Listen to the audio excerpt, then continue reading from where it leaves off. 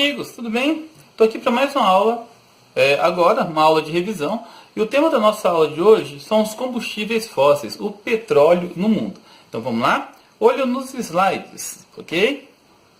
Bom, a origem do petróleo está relacionada com a decomposição de restos orgânicos no fundo dos mares e lagos, que depois de soterrados e submetidos por um longo tempo geológico, ou seja, milhões de anos, né, tem alguns materiais que coloca desde o Proterozoico, a elevadas pressões e temperaturas acabaram por se transformar nesse combustível fóssil. Então, o que nós podemos entender do petróleo? É um combustível fóssil, ou seja, restos de plantas, de animais, provavelmente de origem marinha, né? O carvão mineral é de origem emersa, de origem continental, e acredita-se, né? A teoria diz que o petróleo é de origem marinha, né? E ele tem uma cor escura, preta ou marrom escuro, e é muito utilizado como recurso energético.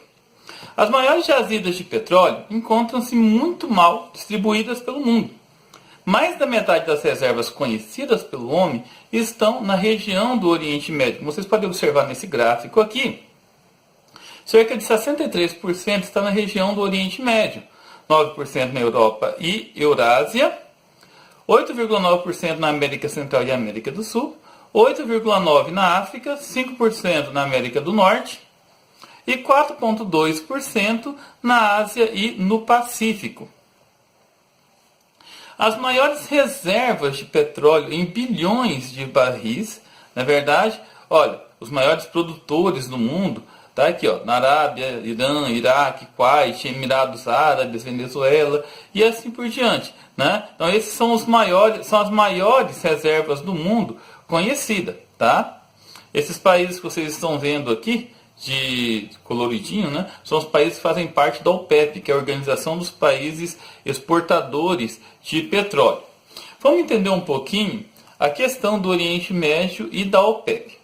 Dentre os países do Oriente Médio, os maiores produtores de petróleo são a Arábia Saudita, o Irã, o Iraque, o Kuwait, Emirados Árabes Unidos, o Catar e o Bahrein. A imensa reserva de petróleo existente no subcontinente, aliada a outros fatores de caráter econômico e político, favoreceram a criação da OPEP, ou seja, da Organização dos Países Exportadores de Petróleo, durante a década de 1960, que é considerado um dos maiores cartéis do mundo. Vamos lembrar aí o que aconteceu durante esse período. Até a década de 1960, toda a produção e comercialização de petróleo no mundo era coordenado pelo que nós conhecemos como as 7 irmãs. São 7 grandes empresas, né, que controlavam a extração, o refino e a comercialização de petróleo no mundo. Então foi formado os países da OPEP, né, Organização dos Países Árabes Exportadores de Petróleo, juntamente com alguns países africanos, né, e mais alguns países americanos, no caso a Venezuela e o Equador, né. Atualmente, a OPEP produz aproximadamente 40% de todo o petróleo extraído no mundo e 70% das exportações desse recurso em todo o globo. Essa organização tem como principais mercados as grandes potências mundiais, especialmente os países europeus, como Alemanha e França, além do Japão e dos Estados Unidos.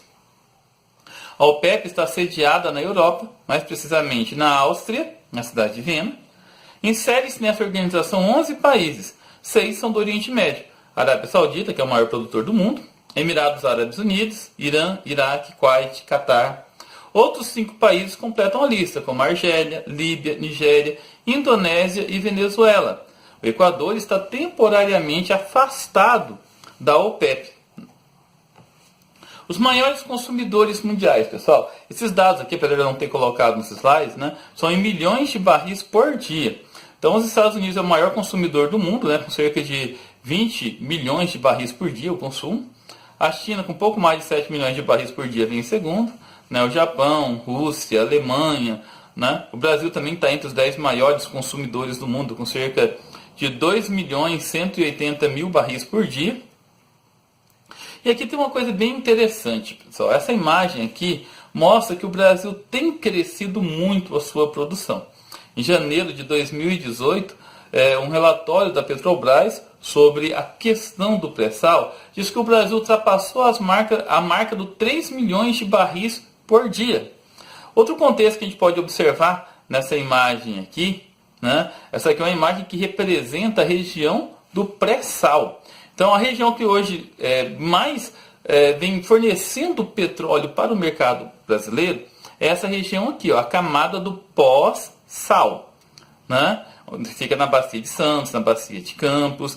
Só que o Brasil, a Petrobras, ela elaborou uma tecnologia de explorar petróleo em camadas muito profundas, que chega aí a 5, 7 mil, tem regiões até de 8 mil metros abaixo do nível do mar. Essa região aqui, ó, conhecida como pré-sal, né? Que segundo o relatório da Organização Internacional de Recursos Energéticos, né, que fica na França, se for confirmado tudo o que se estima dessa região aqui, o Brasil vai ter a maior reserva do mundo fora da região do Oriente Médio.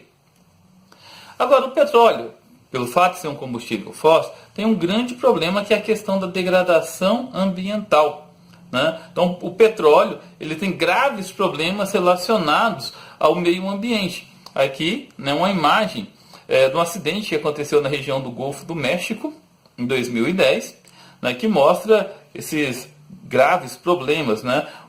Uma tubulação de uma plataforma de petróleo estourou, contaminando toda aquela região do Golfo do México. A empresa responsável teve que ressarcir 26 bilhões de dólares como multa.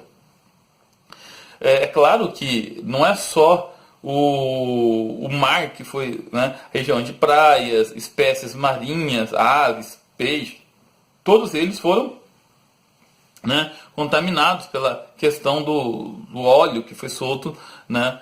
Tem também a questão da poluição atmosférica, pessoal.